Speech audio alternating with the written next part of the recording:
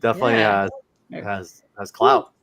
Well, it kind of like reminds me of I fucking hate Fairyland from Image. You know, like the drawing style. Oh, yeah. That's a Scotty good one. Scotty Young. I Scotty think. Young. Yeah. But I'm yeah, not saying it's a Good derivative. series. I'm just saying that it reminds me like the Yeah. certain lines and stuff like that. It's super cute. Yeah, I love and that. K-pop, I need to send you our new sticker package. We have stickers, we have pins. I gotta send you all kinds of stuff. Ooh, lovely. Yeah, I love it. No, I love that the way it feels on here too. Because you can feel like the print layers. I love that. It's amazing. Yes. And our metal card collection is evolving. So Bladesmith's going to be a little different. Our Heroes Be Damned card set will be a little different. And we have a little surprise for everyone who are collecting the metal cards coming pretty soon. So it'll be pretty fun. Very exciting. I love that. So during the publishing as well, too, because you guys have been publishing, what made you guys go to like the campaign funding route? Like, what did you guys decide to do that? Hey, what's up? So, I think it was a process. We initially started our company on digital drops. A lot of it had to do with just my personal preference of reading everything digitally. And what I realized was it was a very different audience than like the physical book collectors. And so for us, I felt like a lot of the digital drops just didn't like fulfill our journey to want to spread the word and love for all the stories that we're trying to tell. And so we started exploring what it would look like to go into comic book shops. And so beyond talking to the diamond distributions of the world, I also went and spoke to different comic shops. So sometimes my wife will have to go to different cities for training, or I have to travel somewhere. I always have this thing that I like to do. I run every morning. I try to do like anywhere from like 3 to 6 miles. And when I go to a city, I would look at the parameters of my hotel and see where all the comic shops are. And what I'll do is I'll spend a Saturday or whatever free day I have, and I'll run from one shop to the other. So I'll hit like every single shop in my 5-mile radius. And so that gets me sometimes like a nice, 10 to 15 miles of running in. And in talking to stores, one of the biggest kind of feedback that I walked away with was that a lot of independent comics get onto the shelves, but they don't sell. And so it basically doesn't encourage them to order number 2, number 3, or whatever. And so what I realized was, okay, we need to figure out the best way to build a base. And in talking to a lot of folks who, you guys could probably relate, is, Kickstarter seems to be that route. And so that's kind of why we began with Kickstarter. So it's less of a fundraising effort for us. It's more of a marketing effort to really get folks connected with our books. Because at the end of the day, until you get the physical books in your hand, it's really hard to explain the level of quality that we put into our printing, our coloring, and our process. And so, our goal is to have at least 6 campaigns out. We are already in dialogue to put books in the stores, but we're also targeting stores. So we're going to have 5 stores that's carrying our books, that's having free comic book day. And then we're going to probably expand to 10, we'll expand to 15. But my goal is to continuously engage stores until we know that we put books on their stands and they could make money, and then we will sell out. Then we can restock, because our books are evergreen. And so the goal is really just to get more readership pursuing the books as they come out, so that we're not kind of going over our heads. Swaggle House in the building. So all the beautiful trailers you see on our Kickstarter, Swaggle House, our creative director, does all the trailers. Oh, he did. I love the one that he did for Bladesmith. It was actually really, really good. So good. Really good. You really do a great job on those, Swag. Let's see. Rick wanted to know, how do you start running like that? I just tired thinking about it. I love that. I didn't run until until my mid-30s. So there's like about 10 plus years ago. So I never ran even 1 mile until about over a decade ago, just a little over a decade ago. And the only reason I ran was I had a marketing agency, like an events agency. And in order to basically biz dev with certain companies, specifically Nike, you have to work out with them. And so I was trying to get the Nike running account.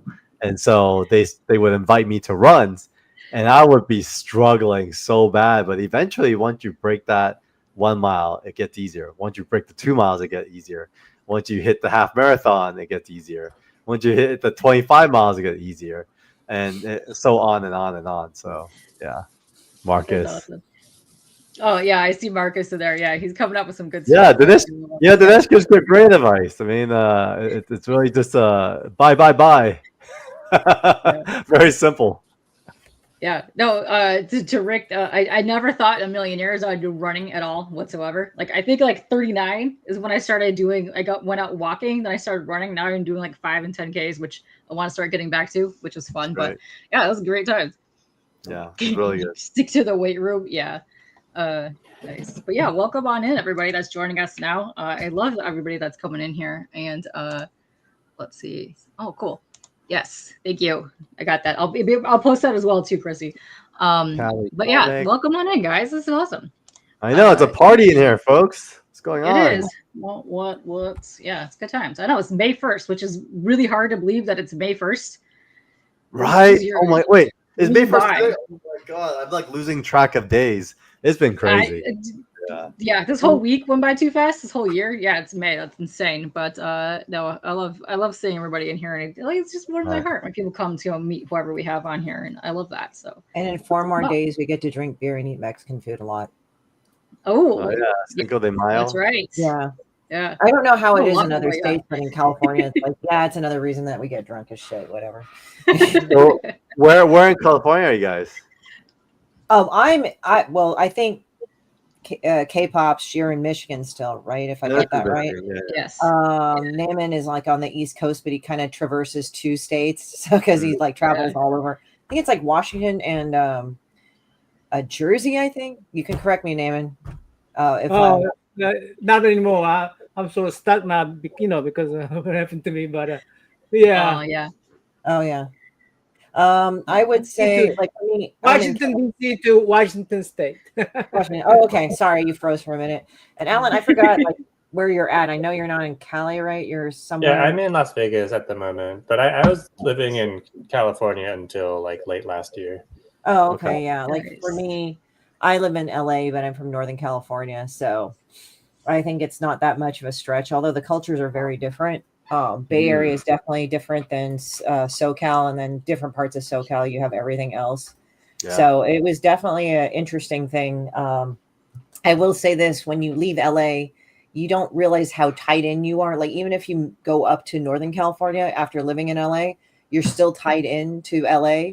It's only when you go to Vegas, and I know that sounds like a total opposite, but like I sometimes like going to Vegas because it's just in the middle of nowhere and there's fucking nothing connecting me or anything.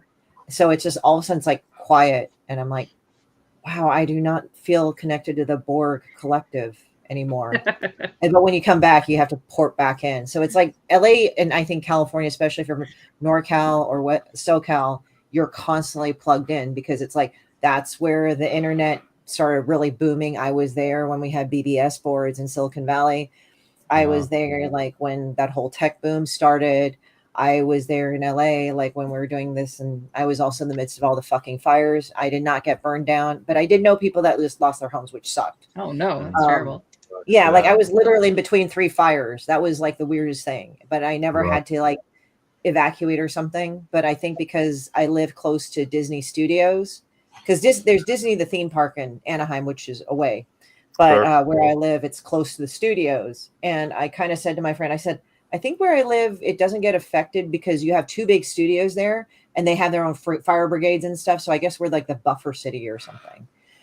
So that's like an observation. But yeah, it's just, I don't know. It's just interesting because once you move away from California, do you realize how ported in you are into things? And then when you go like to Idaho, I've been to Idaho, lovely area, by the way, Idaho, Boise, Idaho, all over the US, you just kind of disconnect it. Like that connection just drops. You're no longer ported into like the hub of, mind noise and everything. But then when you come out back to LA, you kind of report back in. It's a way of life. Same thing with Northern California, although not as much. So I don't know. I haven't made it to California yet. Want to? It'll be fun. Yeah, there's a lot of cons I would like to go to. Do a bunch of meetups. It'll be fun. Yeah, well, hey, come out. Go get some Korean barbecue. Oh, dude, there's like Korean barbecue. There's like a lot of really good Chinese food in the San Gabriel Valley area. That's kind of near where I live. I know of some good eateries there. There's the Hat. Yummy. Yeah, although the hat is a bit much for me, unfortunately. I'm like, oh, but yeah, no, I mean, Carl, like, where's your neighborhood at? I'm in Glasso Park. Glassell. Oh, wow, not too far from me. Where So, Eagle Rock? more Eagle Rock neighborhood, that area, Okay. Burbank, that area. Yeah. Cool. Yeah, Burbank, Glendale. I mean, we're all in the same area. I feel like this is the area now, though. I meet so many more people these days that live in this neighborhood that I'll be like, oh yeah, hey, so we should meet up for a coffee, and they'll be like, oh, what's your local coffee? I'm like, local. Dude, he's like, I live down the street from there, and like that happens all the time. So I do feel like the creative side of the world is all in this area now. Well, the thing is, like my relatives are from Korea, and I could probably tell by your last name you're Korean too. So they come over there. They're I'm like half Korean by marriage. My wife's Korean. I'm actually from Hong Kong. I made the same mistake.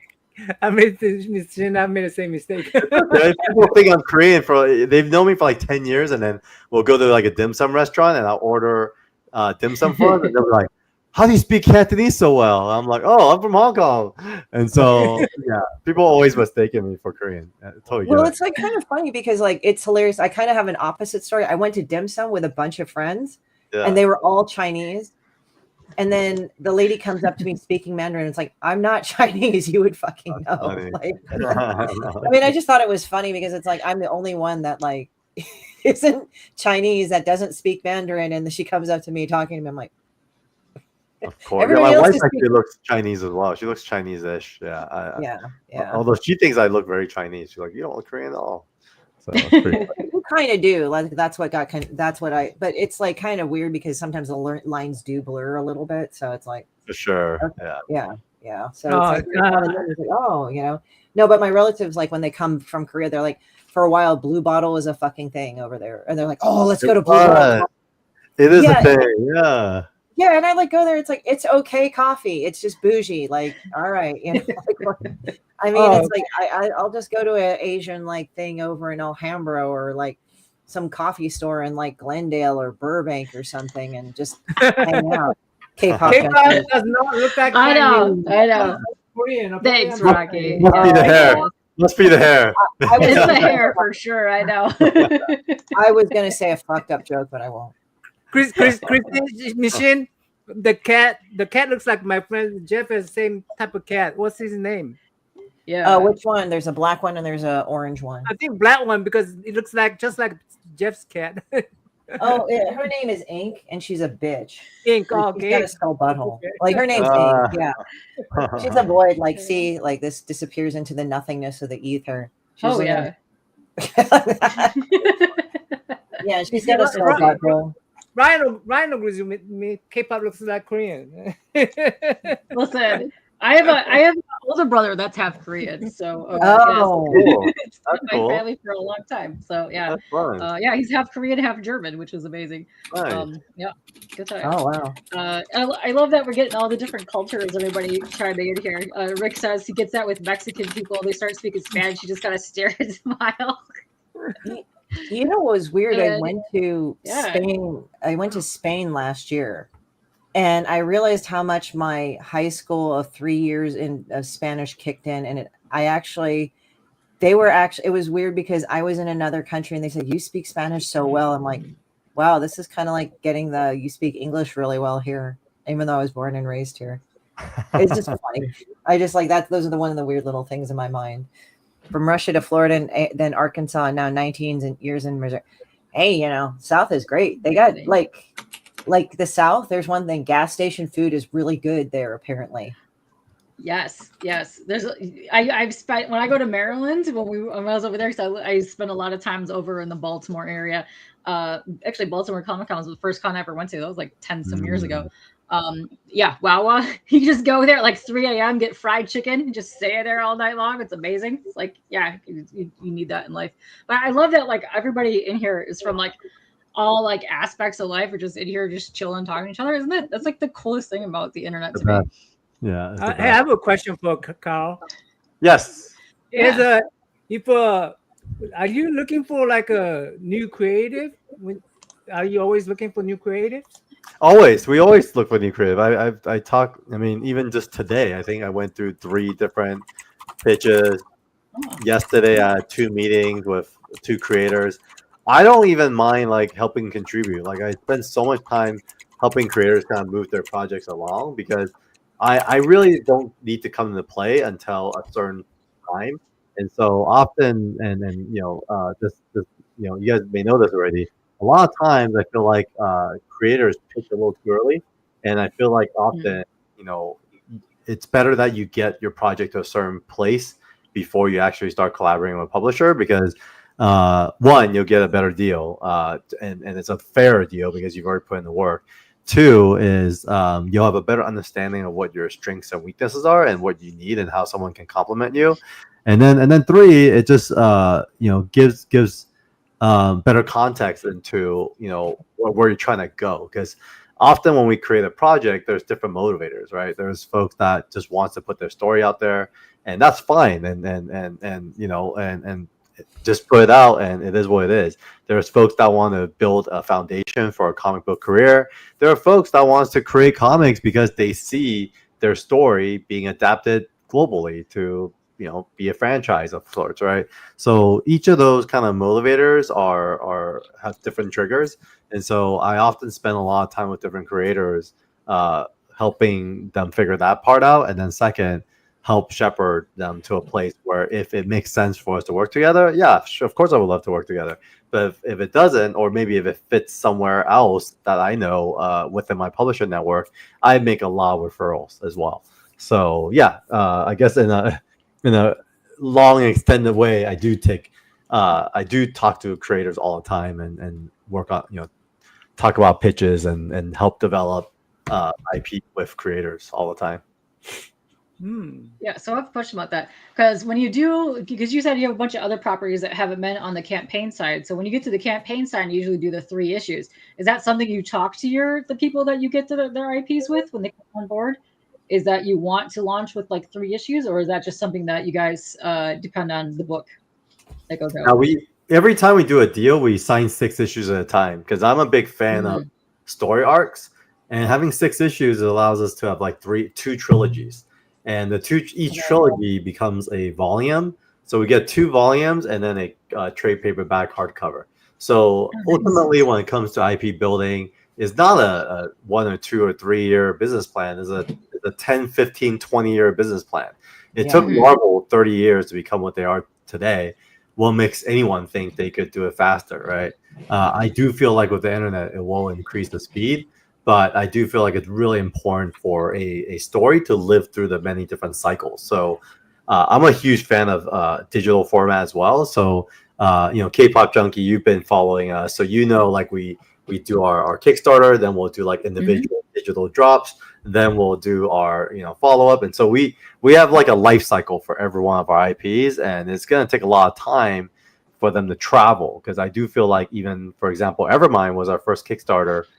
3 Kickstarters ago, and now we're finding people reading it, coming back and seeing what we're up to, and it just really takes time for stories to marinate and for people to talk about these stories so they could travel. So we're not in a hurry. We're in this for the long haul, and so for us, we're very early on.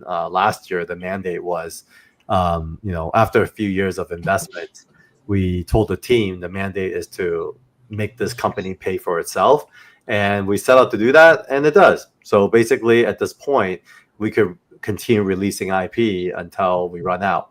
So we have about 40 finished issues in our pipeline, and so you guys have only seen or going to be seeing 12 of them after Heroes Be Damned. So we're continuously signing new talent and new projects. But my whole thing is making sure the creator teams have space to work. Because if you're on like a crazy schedule and you're trying to pay bills with your creativity, sometimes it's really hard to do your best work. And so we really make sure everyone's paid well, everyone is given enough time, and at the same time enough support when we're launching the projects. Yeah, because is Evermind that virtual world? Is that the virtual universe where there's gorillas and that's the one we had Chen on with. Oh yeah, that's with Chen, Evermind. Yeah, Chen, Evermind. That's with Daniel Wu, and then we had Zero Girls with Justin Jordan and Brian Ching, And then how's that going, by the way? How's that going? Is that going? Is that completion or? oh yeah, we finished all 3 campaigns already, and then now we're working on the 4th campaign, which is Heroes Begin. Yeah. I really Yes. like the idea of bundling the issues together for Kickstarter because, you know, I see. I mean, some creators like they like kickstart every issue individually, and I think, you know, if that works for them, like it's great. But like, I definitely felt like I like if you do a campaign for every issue individually, when you do crowdfunding, like you kind of have to like go all in to some extent for each campaign. You like you have to like drive people to the campaign and the issue, right? And I think it can kind of be taxing on both, you know, the creators and the audiences if they're being stretched thin to that extent. So I mean, I'm very new to like, you know, the world of indie comics and crowdfunding and all that, but I kind of felt similarly that like if possible, I would rather like group my issues together a little bit and then like release them in chunks rather than doing them one by one. Yeah, it's a lot of time and effort, so that's why for us we rather have like a full story arc come out. For us, it's just, you know, you only have so much resource and so much time, and to us it makes sense because like if we do a campaign every quarter and we do 3 books, it gives people time to read those 3 books or once a month, let's say, and then before we release our next project. And so far so good. I think the reception has been good, and we always tweak a little bit, something different every Kickstarter, just to experiment, try different things. And so, for example, this campaign, you know, we're going to be doing a lot more grassroots type of efforts, like comic shop appearances, Comic-Con appearances, and the comic shops has been great partners in supporting what we're doing. What other conventions are you planning to go to so far besides HeroesCon? So the ones that I feel like for indie creators that works best is HeroesCon, Baltimore, and the OAX. And OAX is really only if you do traditional art, because that audience is one of the most potent audiences you could ever find, because art collectors are just like crazy about comics and art. So if you look at some of the biggest like creator campaigns that's happened on like Zoop or like Kickstarter, a lot of that is because they had like original art tiers. And when you have the original art tiers, you could charge a lot for those tiers. And amongst my collector friends, you know, everyone just loves to dive into it. Marcus, OAX is Original Art Expo, and put on by comicartfans.com. And Cadra, and ultimately it's a very intimate con, really intimate audience, and I feel like it's like summer camp with me and my friends. So where is that at? Where is that at? What that's state? in Florida. That's in Florida. Yeah. I think Southern goes to that because he's a huge original art collector. Yeah. We actually have a question. Yeah. We have a question for Rocky, but first of all, I'm gonna say, Rocky, if you ever want to join us on panel, like be a co-host or even come on and talk about on here about your work and stuff, please join us. Go ahead. But he wants to know, because he says he spies a Bruce Timm Joker maybe on your wall, and he wants to know if you could talk about the art behind you. That's Bruce Timm's Joker there. Yeah, I can talk about the art a little bit. So that's Bruce Timm's Joker. I've always loved Bruce Timm. It's funny, I actually had another Batman one, and I got rid of it because I always loved Joker more. I'm really into like villains. The villains, yeah. So I have a whole sketchbook of Jokers as well. And that's like a really great way for folks who are looking to get into original art to collect, because you actually build relationships with artists when you kind of have a character in mind and then you invite them to draw in it. Let me see if I can find my book. So I have this Joker book that I got all these like sketches from, and it was super fun because I basically was able to get some of my favorite artists involved, and I do like a little prompt. So it's kind of like I had a friend write the prompt that says your most iconic version of the Joker, and then I had Simone De Mio do the first one. Ooh, nice. And then then DK Run did the second one. And then I don't know, keep going. Alex Maleev, Mateo Awesome. Valera. I guess, on and on. But let me show you some of my favorites. Yes, please. Matt Draws, he did this one. It's amazing. I like the hammer. Yeah, I love that. I love the nose is the handle. I got the nose. Let me of see. it. And then Here, let me make you super big so we can see. Jim There we go. Matthews did an amazing piece. Oh, that's Amamu is awesome. pretty good. Yeah, and then Jonathan Wayshak. He is such a beast. I love this guy. His art style is so interesting. I love that he's on the Violator. I would love to see him do a whole full series sometime because he has some interesting art. I love that.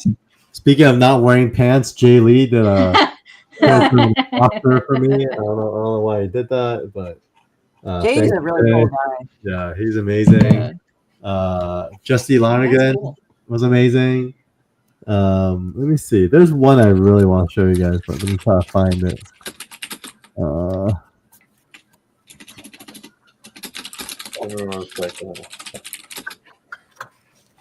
This one was a surprise because it was actually a C2E2, and a buddy of mine pointed him out and saying, "Hey, you need to visit his booth and just say hi." And then I went to say hi, and then I told him about the sketchbook, and then he said, "All right, I would love to do it. It's not my favorite character." And this guy named Jeremy Bastian. Oh, I know. I love Jeremy. Yeah. He's usually he's here. He's usually local around here. He'll be at my shop for Yes. Oh my god. Yeah. So, I love Jeremy. So we got Finch. Vince D'Amico. There's Vince D'Amico who's doing Heroes Be Damned. Yeah. So he went all out on this one. All right. I think I'll show that. Stephen Platt. I'll close out Stephen Platt. Nice. Oh yeah, I love the dark. I love when people get really gritty and dark. I love that. So there's I forgot his name, but the guy from Ice Cream Man.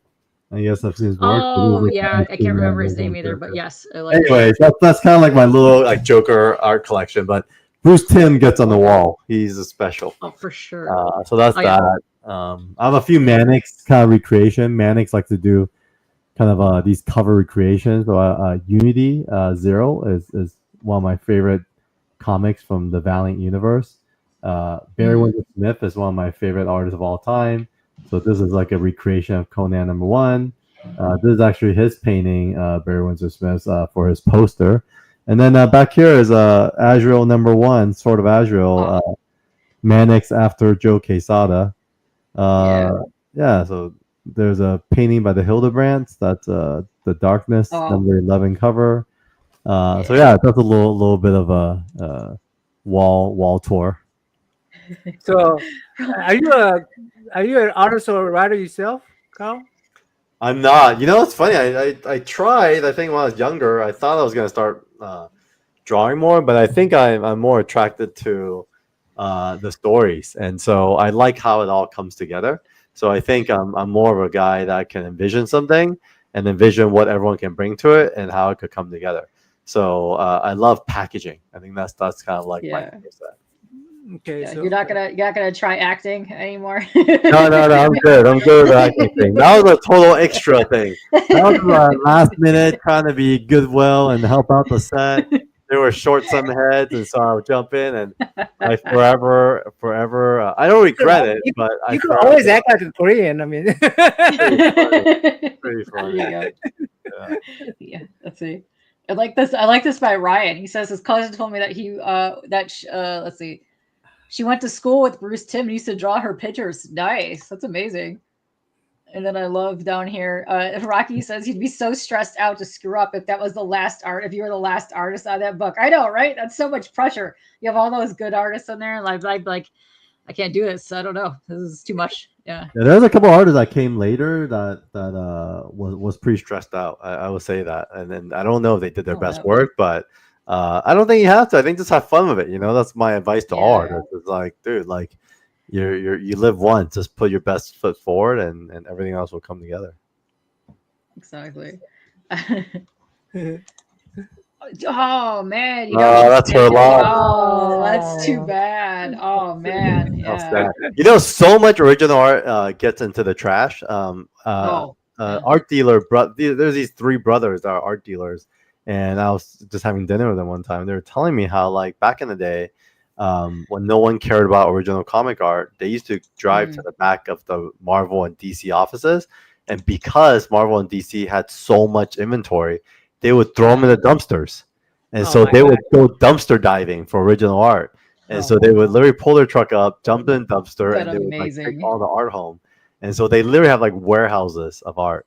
It's That's crazy. amazing. That would have been the best. That would have been the best dumpster haul ever. I would have loved that. It would have been Well, fantastic. back just to see then, no what's in one wanted them, right? Like they were just extra paper, and they were just like there. production stuff, Well, you know. And so well, and also like back in the day, comic art wasn't regarded as art form that it was now. Back then, it was just like this pulpy piece of shit you threw in the garbage. And even though they were really good artists and really good art things and styles and everything, and Liechtenstein kind of popularized it in a way into fine art and some of the inroads, as well as Warhol popularizing like made art or ready-made art. It's sort of like this is a fairly new concept in the past 30, 40 years of it actually being a collector's thing, I think, from what I understand in my observation of it. That's when people really, like, people were into Kirby and collecting him and stuff before that, but it's like it really started hitting it in the 90s, I noticed. And it's interesting because for some reason I was thinking about when you were talking about Rob Liefeld, like how everybody's really stuck on his 90s style. And I'm not, this is no knock on Liefeld. I'm just saying because I'm an artist and I kind of recognize it and see it in other artists, it's like, his drawing is actually improved because, you know, if you're continuously doing it, you're always changing, you're always improving. That's just what art is.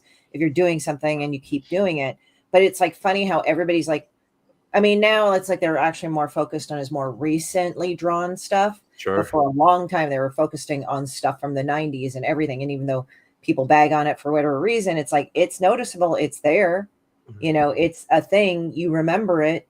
And but you know, it was like I've even seen him on a social media post like the high school versions of like the quote unquote shitty art that he did before he became a professional. And I mean, imagine what that is now. And it's like drawings on napkins and stuff. So I just think it's interesting how, you know, an artist's like body of work, people can really hyper focus on one period of their lives and not look at the present mode. And like, so some of the criticisms I've seen of Rob Liefeld's work in itself, they're focusing on the 90s shit. And I'm like, he's gone past that, man. Like you can still see it's that, but I mean, it's gone.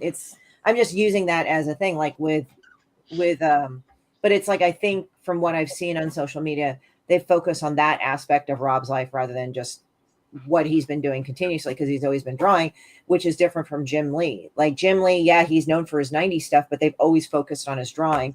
And I think what kind of helps him is that he has a draw stream on Twitch, which he does fairly. I don't know the frequency, so you'll have to look it up. But he does it with a certain level of persistent frequency that you'll actually see it evolve. But it's like it's kind of subtle to me. But that's only because you've been seeing it all these years of him continuously doing that. Yeah. So there's that. Let's see. Yeah, all those guys work really hard. I mean, yeah. Rob, Jim, like they're forces of nature. I mean, like now that I've been working in publishing and I come across Jim more, come across Rob, like these guys are like truly passionate about what they do and they go all in. Like meaning like Jim's at every conference, he's at the cons, he stops and he's constantly drawing. And Rob, he's like recording podcasts, he's out speaking, he's selling online. I mean, they don't stop, man. Like there's a reason why they're successful. They work freaking hard. And like with Rob, like I think he's like the dominant voice in comics right now. I think he's through the kind of Deadpool franchise, he's been able to congregate that audience to start paying attention to comics again. I mean, he's doing really well with the Youngblood sales.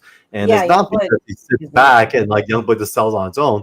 He drew it, he's promoting it, he's online selling it. I mean, he's doing it, man. And I do feel like sometimes, you know, it is all in our own hands. And these guys have taken it in their own hands and they've gone out and get it. And they deserve everything that they make and every accolade that they have. And I feel like Todd McFarlane too. For sure. That guy is a hustler. And so, Todd is the biggest hustler probably ever. Like his figures are amazing to me. Like he runs like on his Kickstarter for the figures that he does. Like I just have the medieval spawn down here.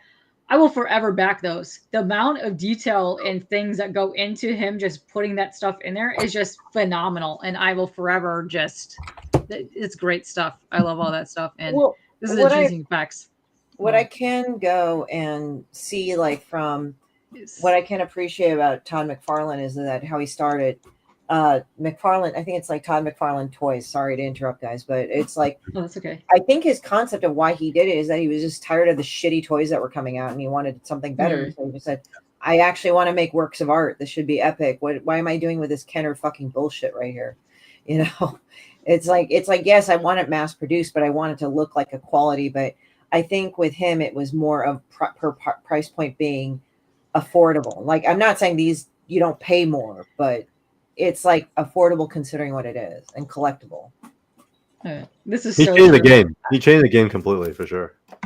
Yeah, he certainly did, and I love how joyful he is. Like I love how Jay is saying that people who become successful work at it. Doesn't just happen.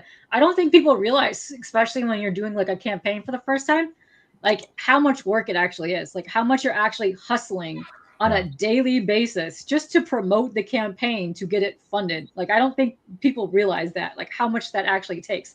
Like you might see people come on and be a guest on my show, but they're also doing like 4 to 5 a day. They're doing like a ton the entire time that the campaign is running. These guys, by the time they're out and done with this, are extremely exhausted. They just want to chill and take a break, but they can't. It's just a constant hustle. Yeah. Yeah, it's kind of funny because it's like, where was it? Marcus Y, he was talking about he didn't have a big selling of comics after the 90s. He could improve all he wants, but not as many. Now he's starting to get a resurgence. The thing is, he always had a certain level of popularity. I think there was the image surge, right? Because it was like a new thing, new comic, blah, blah, blah, you know, different characters, all this other shit. Whatever you want to pump the extreme into that shit at the time. And yes, that was a fucking word in the 90s, extreme fucking everything with a big X. Let's go face it.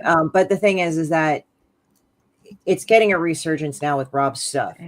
And I think why Rob is successful, and I'm going to be very blunt, it's like he never shuts the fuck up. Like literally the guy is constantly going on about his stuff and about things. And whether or not people shout him down or give him shit or tell him to shut the fuck up or something, I got to hand it to him. Like he's just talking as like a professional. That's it. Yeah. And that's his opinion, and that's it. I mean, whether or not he's always right, and whether or not, I mean, I can see why people don't like him. I can see why people do like him, but you have to say that he constantly goes at it. It's like Todd McFarlane. He made some mistakes too that were not small, but he's constantly going at it. That's the point of success, is that, yeah, you fuck up a few times, but the thing is that do you stop or keep going? And you have to just keep persisting. Like, you know, he fucked up in some of the IPs that he did, in terms of some of the characters that were very expensive, but then, you know, he just kept selling and just growing his stuff. Yeah. It's just like, yeah, the guy never shuts the fuck up. And like, that's the point about it. And whether or not you like that or not is a thing, but it works for him. That's a skill set in itself. Like to be able to speak that long and like consistently, that's a gift. That's a gift. What would you choose if you had to choose, Carl? If you had to choose, you want a very talented person or a person who just you know, what do you call it? Hustle, super hustler or super talented? Talent hustle. You know, I think the hustle, the talent can be learned, but the hustle is not in everyone. To be honest, I think that's what it is, and so. Even if you look at like Todd, right? Like it's easy to say, oh, he had a successful toy business because he was already a big artist. That's not how it works, folks. When you start a new career, like it is never transferable. It's not like from this career to this career. It's like this. It's more like this. You go to the bottom and you have to climb up again. And so he had to kind of reinvent himself and build from the ground up. And only through true grit and hustle can you do that. Given, I think as a secondary, he's a very talented artist, but I don't know when the last time he drew a full sequential, you know? And so at the end of the day, it's his hustle that got him through the years. And Well, so, I mean, Yeah. like he and Silvestri did a couple of years back, the Batman series. I think it was just to do Jim Lee a solid personally, just to because they all knew each other from Image days and whatever shit you hear in the gossip channels. But it's like those guys are in business and they actually kind of spread their influence. Like you have, like you had Jim Lee, he sold Wildstorm for a fuck ton of money, let's just say, and then he's now like the president of DC. Whereas, like, and I think he knew like some of the trends in comics were going away, and they wanted to go back to the basics. So he hit up probably McFarlane and Silvestri because they've worked together for so long on many of DC and Marvel's titles. And I think, I mean, from this is outside in. I don't know their relationship, but when you think about it, they're tight because, like, if you notice, like, they may have some of them may have moved on from Image, the bigger guys, but they still do each other a solid to prop each other up because it's mutually, at least, it's mutually business in the business sense beneficial for both of them. It's like, never okay, burn a bridge. Never burn a bridge. Don't burn a bridge. Why? well, there's some bridges, I think, like if they no longer serve a purpose, and it's not going to be popular here, but if they no longer serve a purpose or they're destructive in any way, yes, you must burn them. More destructive, but I mean, I don't say do it willy-nilly. Like you kind of have to have a certain level of criteria for that. Like if a person is really being toxic and crappy, yeah, like you don't need it. But if there's genuinely a mutual beneficial thing going on, definitely keep it.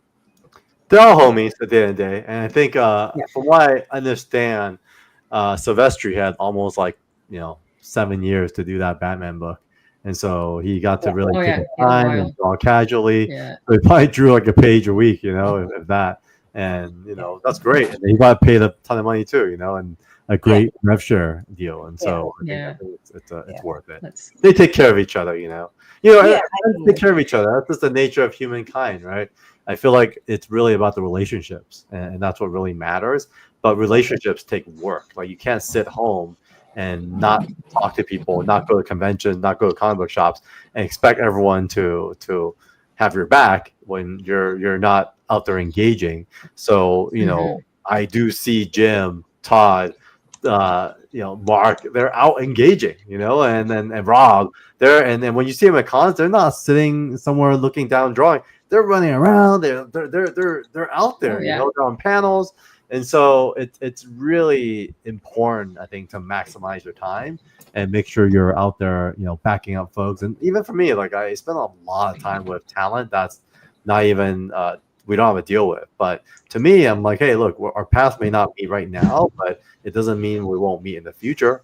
So why don't I try to do what I can, while I can, And so often, it's really just putting yourself out there and helping who you can help, and then and then hopefully everyone's successful, and rising tide lift all boats.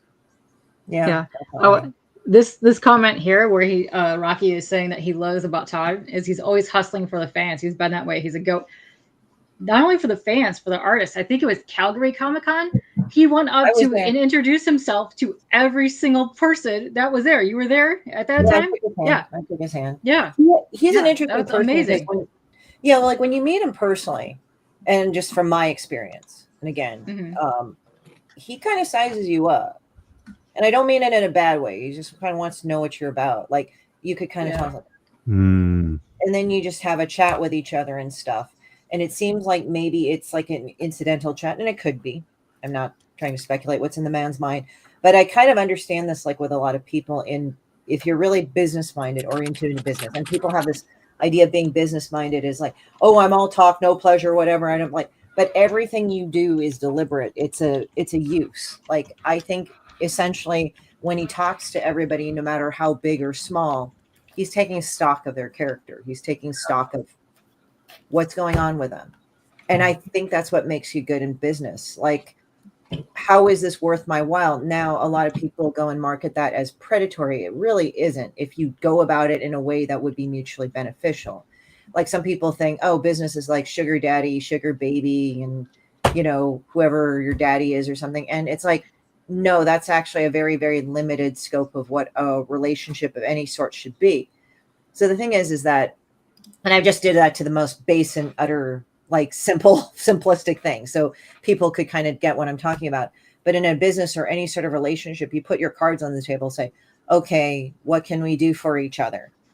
Like, but that's also emotionally, physically, or mentally on that. And you have to look at that in business, not like you screw your business partners, not like that. No, but it's just like when I did the Kickstarter panels, and since I've done like 7 so far, I think off the top of my head.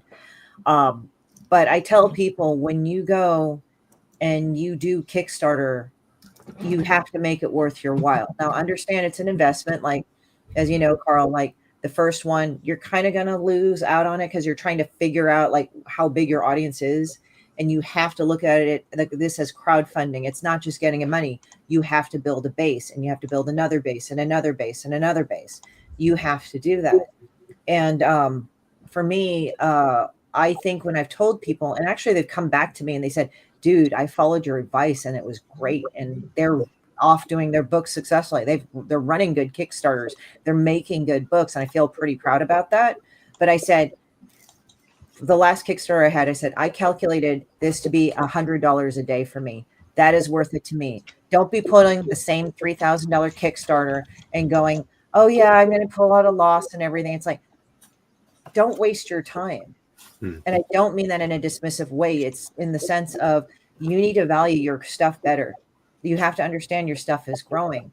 So if you're doing the same Kickstarter and saying, yeah, this is all this much, because I've seen so many creators do this shit and I hate it, where they say, I did a $3,000 Kickstarter, but I'm going to be severely in the red and I can't go and print it. And it's like this and it's at a loss. It's like, why don't you actually do a crowdfunding that actually covers it? Because you've done 3 of these so far. I think you can increase the amount, because when you increase the amount, you can show, your audience is building. Now, there are times like when economics dictates it, you might want to go a little bit lower just because, what's easier to fund. Because once you fund in Kickstarter, the rules of Kickstarter is if you get everything, then you have it in the bag and the rest of it's gravy. You have to look at it that way. Now, there's different ways to hack the algorithm, but it's just, I've said to people, like, don't waste your fucking time. If what you calculate in your number of days at the end goal is like $5, would you work for that much for minimum wage? Oh, hell no. Make it worth your while and let it grow. It's kind of like getting a raise at your job or something. And some people feel guilty. They said, dude, I had all the stretch goals and everything, and I have extra money. What do I do? It's like, pocket it. You can use it for capital. It's profit. You can hold on to it after you fulfill your obligations. That's even oh shit money. If you run into a cost that you didn't know, it's like, don't penalize or restrict yourself because you have it. It's not ethically bad. So I've told people that. It's like a business. You have to run it as such. This is also publicity where you grow it. It's a tool. Yes. Good. Hold on a second. We have hit our hour mark. We're going to keep it to about an hour for these, but everyone on here is welcome to come back anytime. It's always fun. I love having you guys on here. And Lorena is saying she loves cat cameos. Black and orange cats are the best. Black and an orange cat. Yes. My mom called him the old white man. He's my little ramen noodle fuck. And he is an orange cat. Well, yes. Thanks to everyone that has joined us for our first day of our AAPI month. We have a whole ton of these going on here. Let me actually just show this off real quick. This is kind of our slide of all of our guests that we have going on right now. Is it this one? Yes. So if you see here, let's see. Wow, yeah. Scheduling more of these. I know. Let me see if I can zoom in on this. We're scheduling more of these right now. I actually have Nun Cheng as well. Wow, she's going to be somewhere in the middle of the week too. But next week on the 7th, I will have Mog Park. I have Tony Moy coming up. On the 15th, I have the Monkey King event because Jerry Ma, Sean Chen, and Bernard Chang have a month-long event that they have at a gallery in New York, which is actually fantastic. I can't wait to talk about that and go over that. Yeah. Anyone going to that? I'm not. I will not be in New York, but I do have friends that will be going, especially from the Twitch streams. So yes. Those are the this homies. is facts, James. This is facts. But yeah, there's a whole bunch of lovely artists that are involved in that, and I can't wait to see footage from that, which he's actually been posting so far because they had, I guess, the opening yesterday. But yeah, it's fun. We have a bunch of returning guests. Ryan was in chat. He'll be on tomorrow. We have Stephen Yu, Philip Quinn, and David Law coming on here. We have Logan Wayne coming on, and Alan Wu will be a guest. Yes. Nice. So, Yeah. I know we had last year we had John Jang, Ivan Tao, we had John Boy joined us. We had a bunch of people come on last year. So yeah, we're ever evolving and getting people on here. So it's very exciting. Thank you very much, Lorena. June 6th, I will have Vince on. We'll be going over that once the campaign is live. So that's going to be exciting. I love that. So yeah, hopefully we'll check that out. And let's go around the table. Oh, any Aranga. We should get Aranga on here. He's the homie. All right, let's do that. Yeah. Yeah, I'm down. I have extra days having. Yeah, summer is coming. That's right, Jay. Summer is coming. Let's go around the table then. Like, let's talk about what we got coming up here. Let's see. Christie. Hi, Christie. Well, here, let me go to Carl. We'll come back to you for a second. Carl, what do you got coming up? We got Heroes Be Damned is launching in about 1 month. So actually about about almost just a little less than a month. And we have our pre-launch campaign right now. And thank you, K-pop, for spreading the love. We got 3 new followers as of this stream. So that's so awesome. Thank you to you 3 who actually followed us. And if you guess 2 more, I'd be high-fiving everyone virtually. But yeah, Heroes Be Damned is our focus. We try to focus on one title every quarter. K-pop, provide his link so I could put up that one. Yeah, throw the link again. That'd be great. Yes. And then, so if you don't mind, just click notify me on launch. We're targeting 500 followers before we launch. And free comic book day, we have an email list. So if you go to our 247comics.com and just sign up for our email blast, you'll get a list of every store that we'll be at. And our creators are going to be there and happy to see you. So we are very thankful for a lot of community support. We also, and to thank everyone for that, we put a lot of free comics on our website. So every comic that we launch on Kickstarter, you could read the #1 for free. Just need to sign in for our newsletter. And so that's it. Thank you so much. We love our titles. Everything's evergreen. Anything you missed in the past is on our store as well, so you can order it there. But K-pop, thank you so much. It's so good to meet everybody. Welcome. Yes, I love having everybody on. It's been fun. And let's see, Naman, what do you have going on? What's going on? Carl, thank you for joining us, and thanks K-pop for hosting, and thanks Alan and Christie for co-hosting. Sounds like this is really growing every year, and yes. I know we didn't talk much about our the Asian American heritage, the Pacific Islander thing today, but I'm really glad that this is growing and that we get the whole month to celebrate this. So, yeah, for sure. So we're gonna take it. We're gonna take it. Let's go. We should spend some time talking about the whole Asian American month thing. Well, if you want to come back, we can do that. Yeah, because we normally do. We normally do like a at the end party kind of situation. We kind of just have everybody come back on when final time. So if you want to come back, we can talk about that during that. Yeah, I know we were kind of limited for time today. Let's do it. Yeah. We could maybe I could add a call to our next meeting. Okay. Yeah, for sure. Yeah, sure. Let's see. Yes, and you're going to be doing more art streams. You're going to be doing stuff with Lo coming up soon too. Yeah, I've got Lo coming up, and I normally do. Sometimes I do art streams like guess what I'm drawing kind of things, And I give them ducks. I don't know if you guys know what the duck is, but I give them ducks, and so yeah, about it. But I'm trying to slow down. I try not to stream too much right now, but for health reasons. But anyway. Yes.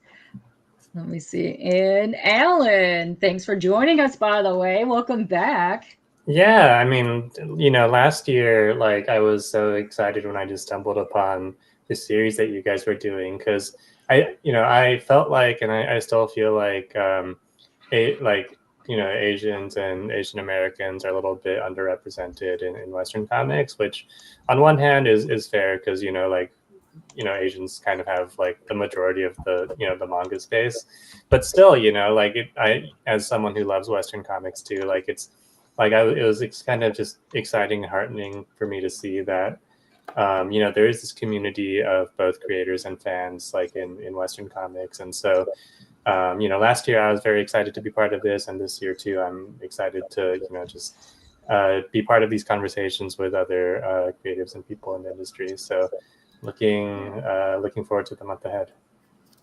Yes, and you're getting Shanti ready to probably start shipping sometime soon too. Yeah, so I am supposed to, like, as I mentioned earlier, I'm supposed to get the proof for that tomorrow, and so I'm, if all goes well with that, then I'll be able to ship out the copies and fulfill the Kickstarter a couple weeks after that. So I'm excited. I feel like, like with the fulfillment for these things, it's kind of a flexible window, but because this whole anthology is themed around like springtime, I feel like it kind of has to like release before the summer. So I have I still have like a decently big window to complete that in. So not stressing out too much yet. Don't. Everyone loves Shanti. She's adorable, and I can't wait to see what else you have going on with her. So yeah, I can't wait. I can't wait to get that in my hands. It's gonna be exciting. So yay. Let's see. And I will have all your links down below as well when we're done here. And then Christie, what's going on here? Let's see. Let me copy this. Oh man, I kind of cobbled it all together because I want to that's okay. Empire. It's a streaming empire. What it is that I've gone back to also draw streaming because for a while I was just so busy last year, like just going out and traveling. But now I'm focusing more on my draw streams. So I'm doing that and doing that. And so it's like also I'm doing a pre-launch. So I actually changed a couple of URLs. It's all Horror Studios across the board for Twitch, Instagram. Nice. I don't broadcast on Instagram, but I have accounts on X and Instagram, Horror Studios, Twitch, and on my Facebook page, Horror Studios, as well as YouTube. So it's all on there, Christie Shinn, YouTube. I think I have that all correct. And what we're going to do is, just go ahead and subscribe.